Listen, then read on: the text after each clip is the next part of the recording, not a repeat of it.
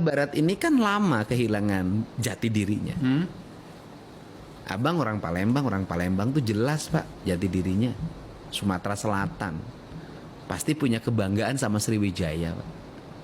Orang Makassar tuh jelas Pak. Orang Sumatera Barat tuh jelas Pak. Orang Jawa Tengah tuh jelas. Orang Jawa Timur ceritanya Mojopahit. Jelas Pak. Orang Jawa Barat, di mana letak kejelasan ideologi dirinya? Dari mana dia berasal?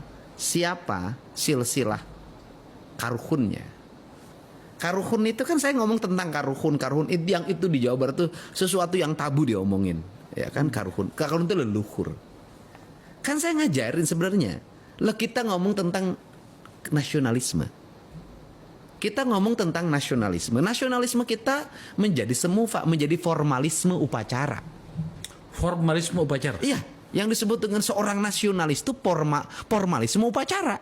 Mengikuti upacara-upacara. Kemudian menggunakan pakaian-pakaian yang dianggap nasionalis. Yang paling lucu pakaian nasionalis itu pakai jas, pakai dasi. Kan upacara kita selalu ditandai itu dari dulu. Nasionalis itu. Padahal jas dasi kan bukan bajunya nasionalis kita. Nah, bagi saya nasionalisme itu adalah keterikatan kita pada leluhur kita. Kalau orang terikat sama leluhurnya, maka dia akan terikat pada tanahnya, pada airnya, pada udaranya, dan pada cahaya matahari. Wow. Bagi orang adat, itu kan itu yang disebut papat kalima pancer ya, di Sunda, kan? Yaitu kan tanahnya itu hitam warnanya, airnya warnanya putih, udaranya berwarna kuning, api itu warnanya merah. Yang orang Bali punya ajaran Tihite Karana, orang Sunda punya ajaran papat kalimat tunggal. Itu kan, sedangkan undang-undang dasar kita menegaskan tentang manusia Indonesia seutuhnya. Nah, kalau manusia Indonesia seutuhnya berarti dia harus utuh, punya keterikatan batiniah, punya keterikatan lahiriah dengan seluruh alam di mana dia berasal dan di mana dia hari ini berpijak. Nah, keterikatan itu akan melahirkan ikatan moral. Makanya saya katakan di Sunda, sebenarnya kalau kita kembali pada ajaran Sunda, itu nggak ada jual beli tanah sebenarnya. Kan nggak boleh. Nggak boleh. Nggak ada jual beli tanah. Masa negara diperjualbelikan gitu loh. Itu perspektif kebudayaan loh. Dan itu menjadi hukum yang mengikat pada dirinya, pada keterikatan pada alamnya. Nah, sehingga kalau ngomong, ini kita masuk lagi pada wilayah-wilayah ketuhanan. Nah, pertanyaannya adalah, ketika kita menjadi makhluk spiritual, makhluk beragama, ya kan? Kita kan langsung mengklaim diri, kita beriman pada Allah. Ketika beriman pada Allah, maka kita berserah diri pada Allah. Pertanyaan yang berikutnya adalah, ketika berserah diri pada Allah itu, kita harus mengikuti hukum Allah. Hukum Allah mana yang mengikat diri kita dalam setiap waktu. Dan tidak perlu tafsir, tidak perlu pemahaman, tidak perlu ada diskusi, tidak perlu ada riwayat. Adalah hukum Allah yang sudah pasti tidak ada pemahaman dan terasa langsung oleh diri kita, adalah hukum kausalitas, hukum sebab akibat, hukum alam. Sudah pasti. Nah, sehingga secara spiritual kita berserah pada Allah, tetapi secara material kita berserah mengikuti aturan alam yang sudah pasti.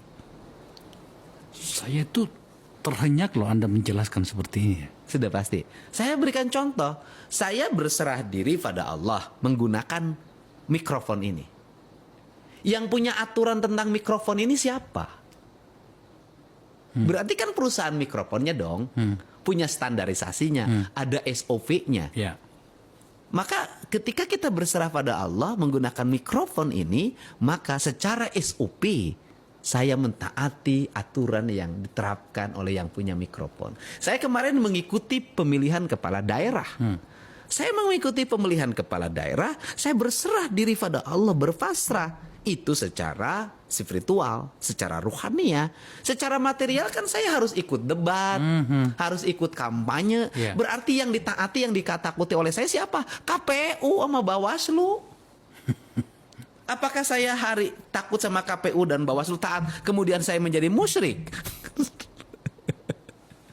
Kan materialnya harus ikut. Ketika kita naik pesawat, kita berserah pada Allah. Kan kita harus ikut dong aturan di pesawat. Nah, ketika kita tinggal di bumi ini, di alam ini, kita taat pada Allah. Jadi kita harus mengikuti hukumnya siapa? Ya hukumnya alam. Karena Allah sudah memberikan tugas kepada alam dengan hukumnya.